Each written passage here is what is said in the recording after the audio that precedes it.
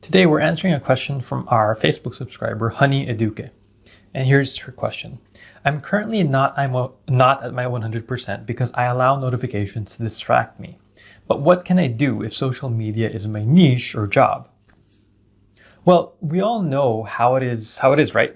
You're working, you're very focused, and you're doing something very intently.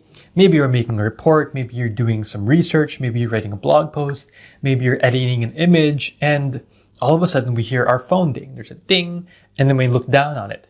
Oh, it's a friend that just shared a cat video that she found on YouTube. You watch it for a few seconds. Oh, there's another cat video. And then 2 hours later, you realize that you never finish your work. And when you try to get back into focusing on your work, you just can't, right? You just can't get back in. Well, you got distracted. And the evil forces of today's internet, they're built to distract you. Your cell phone, your different social media apps, your messaging apps, and even your games have notifications all built around distracting you from whatever else you're trying to get done. And the easiest thing to do is to close out all of those apps, to close out those programs and websites and then turn your phone off, right? That's the easiest thing to do. But what if your job heavily relies on social media, just like Honey's? Well, if you're a social media specialist, or if you run a business that relies on social media, you're screwed, right? Well, not totally. Today, I have some tips for all you social media folks out there on how to avoid getting distracted by social media, especially Facebook.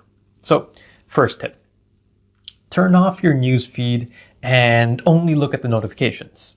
So there's, the Facebook news feed, it contains lots of distracting things. There's baby pictures, there's weddings, there's pictures of food. But did you know there's a way to actually turn off your Facebook newsfeed? So there's a Chrome plugin called Newsfeed Eradicator. So instead of seeing your Facebook newsfeed, you'd see motivational quotes. And then instead of looking at your Facebook newsfeed, you'd go to your notifications and check on your Facebook page or check out the group you're managing. But then you've still got messages, right? Well, why don't you just go ahead and turn chat off? You can go on like an offline mode in Facebook Messenger. People see you as offline and they won't be as encouraged to message you. And you won't have those annoying pop-ups, every few minutes because you're kind of on offline mode. And as I said before, it's also imperative to turn your phone off or to put it on do not disturb mode. Your phone has way too many notifications to keep you focused on your work. Now, if none of the previous steps I mentioned help you, there's what I call hardcore mode. And technically it isn't even allowed, but it's usually not a problem. So here's the hardcore tip. I'd create a work Facebook account, a second Facebook account. This way you keep all your personal notifications and messages separate.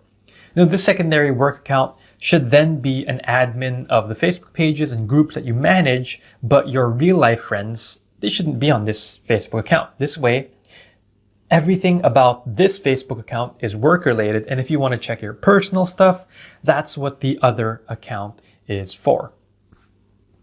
But be careful about creating Facebook ad accounts with this secondary profile though, as Facebook will often need you to do things like verify your identity when you run ads for the first time.